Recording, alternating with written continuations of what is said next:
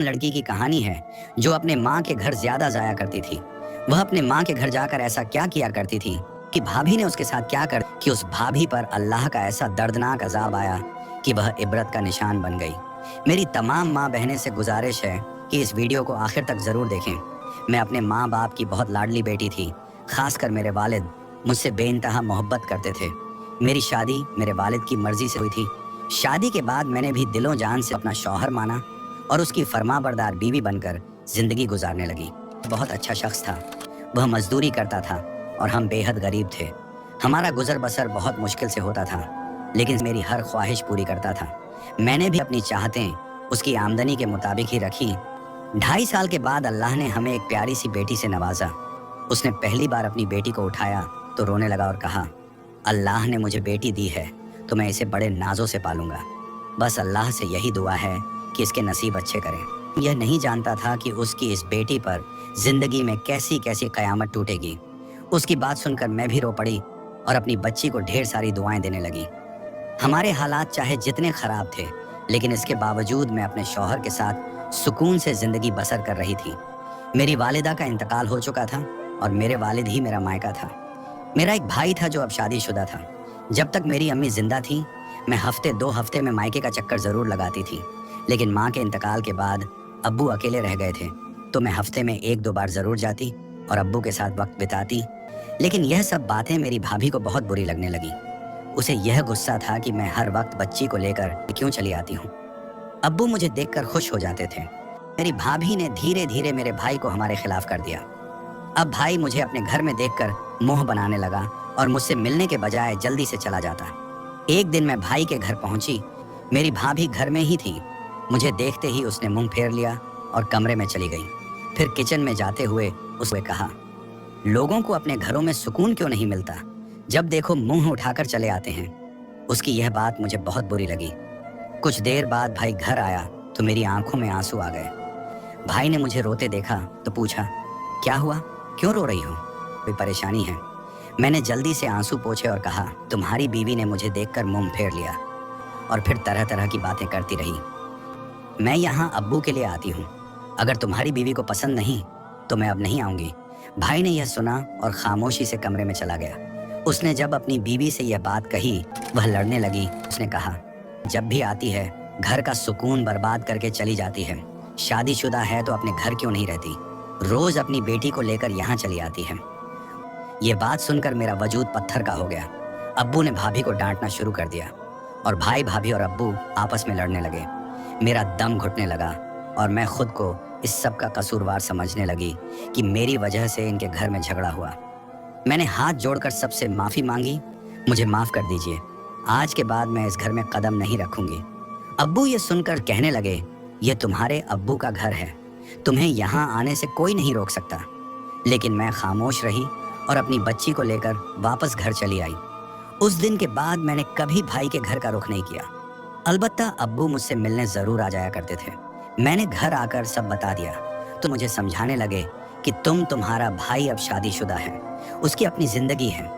आज के बाद तुम वहां नहीं जाओगी, बल्कि अगर तुम्हें अब्बू से मिलना होगा तो मैं खुद जाकर तुम्हारे अब्बू को यहाँ ले आया करूँगा।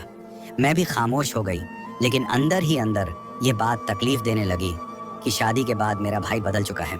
खैर, वक्त के साथ यह बात भी मैंने सह ली।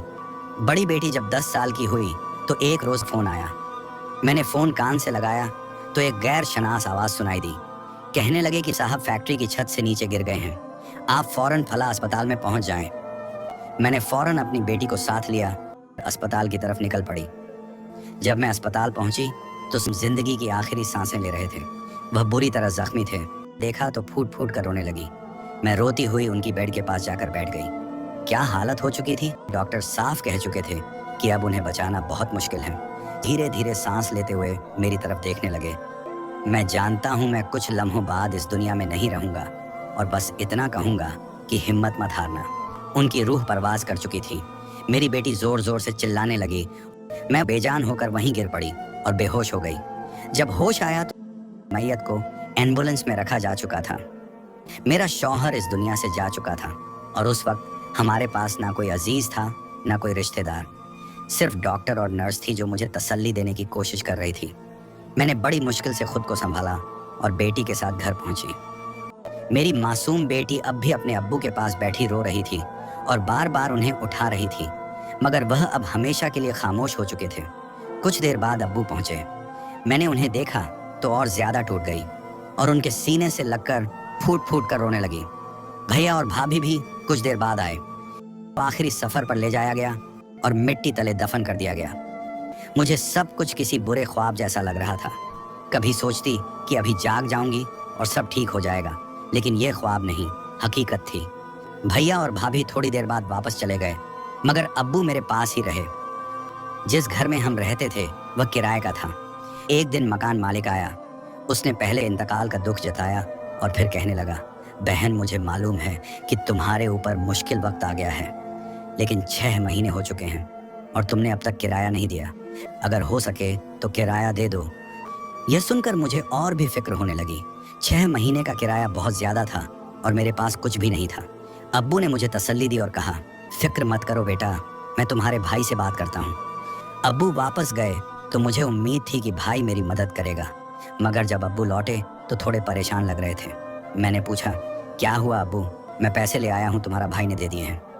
कुछ देर बाद मकान मालिक आया तो अब्बू ने उसे पैसे दे दिए।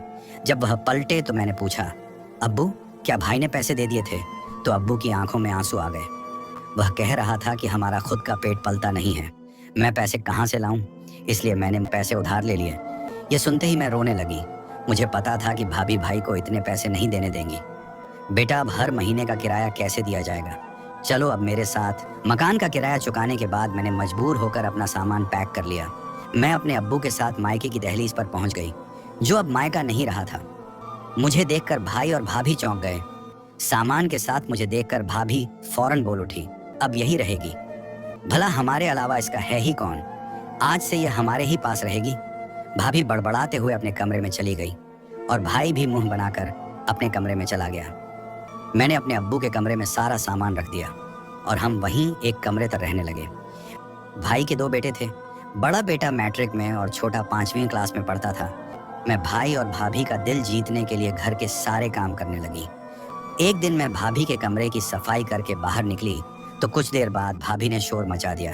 टेबल पर मेरी सोने की अंगूठी रखी थी, वह कहाँ गई? मैं कहने लगी, मैंने तो आपकी कोई अंगूठी वहां नहीं देखी।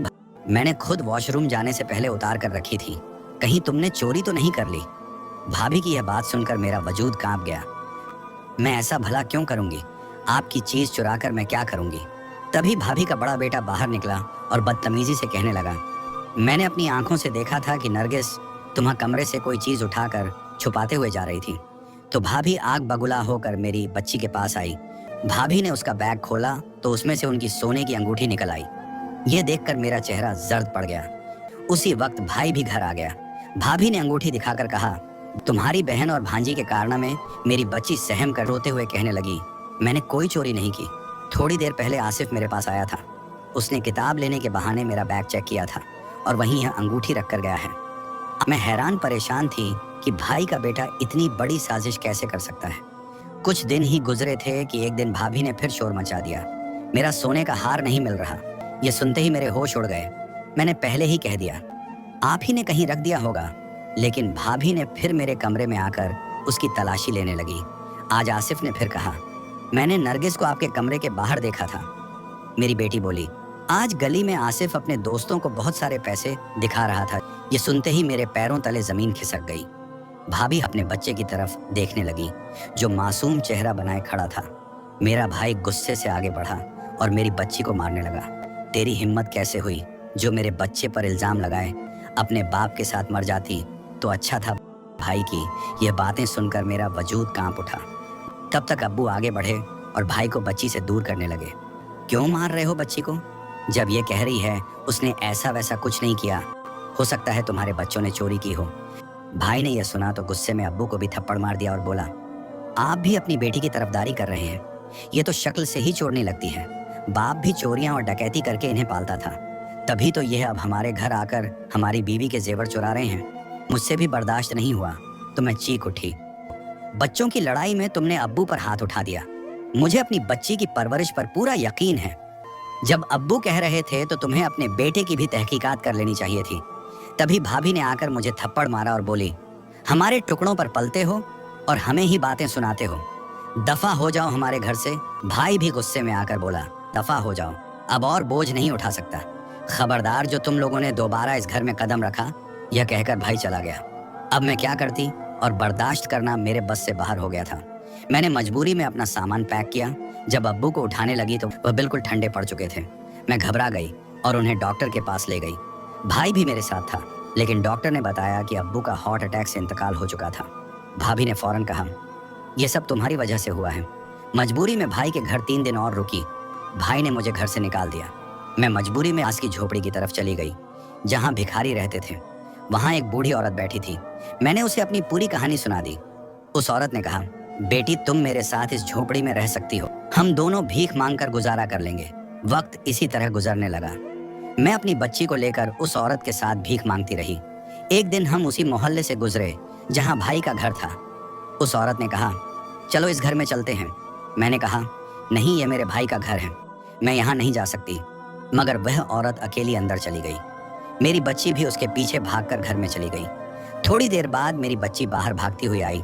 उसके पीछे मेरा भाई भी बाहर आ गया और आते ही मैं कदमों में गिर पड़ा। वह रोते हुए कहने लगा, बहन मुझे माफ कर दो, मुझे सारी हकीकत पता चल चुकी है। घर की सारी चोरियां मेरा बड़ा बेटा आसिफ करता था और अब वह जेल में अपनी सजा काट रहा है। तुम्हारी भाभी के जिस्म पर भी अजीब से निशान पड़ने लगे हैं। डॉक्टर ने बताया कि उसे कैंसर है और वह तड़प तड़प कर जिंदगी की आखिरी सांसें ले रही है। उसे मौत भी नसीब नहीं हो रही। यह सब उसके किए की सजा है, क्योंकि वह तुम्हें झूठे इल्जाम में फंसाने में अपने बेटे का साथ दे रही थी। तो हो सके तो हमें माफ कर दो। मैंने भाई से कहा, माफी मुझसे मत मांगो, माफी अब्बू से मांगो, तुम्हें उसी का फल मिल रहा है। तुम्हारा बेटा जेल में है और बीवी तड़प तड़प कर मर रही है। भाई मुझे भाभी के पास ले गया, जो चीख चीख कर रो रही थी। वह कहने लगी, मुझे माफ कर दो ताकि मुझे मौत नसीब हो सके, मुझे माफ कर दो। मैंने उससे कहा, मैंने तुम्हें माफ किया, दुआ करो कि अब्बू भी तुम्हें माफ कर दे और तुम्हारी आखिरता बर्बाद ना हो। कुछ दिनों तक भाभी तकलीफ में रही और फिर उसे मौत नसीब हो गई। भाई ने उसकी तदफीन कर दी। अब भाई और मैं अपनी बच्ची के साथ उसी घर में अकेले रहते हैं। हम दोनों अक्सर यही सोचते हैं कि काश रिश्तों में यह नफरतें और मक्कार ना होती, तो आज हम सब मिलकर खुशहाल जिंदगी बसर कर रहे होते। काश लोगों में एक दूसरे को नीचा दिखाने की सोच ना होती, तो आज हमारी जिंदगी खुशियों से भरी होती। मक्कारी करने वाले अपनी जिंदगी तो बर्बाद करते ही हैं, साथ में मासूम और बेगुनाह लोगों की भी जिंदगी तबाह कर देते हैं। प्यारे दोस्तों, अगर यह वाकया आपको अच्छा लगा है तो सबसे पहले अपने फैमिली, दोस्तों, रिश्तेदारों में शेयर ज़रूर करें, क्योंकि उन्हें भी इबरत हासिल होगी। और चैनल को सब्सक्राइब करके कमेंट बॉक्स में अल्लाहू अकबर ज़रूर लिखिए।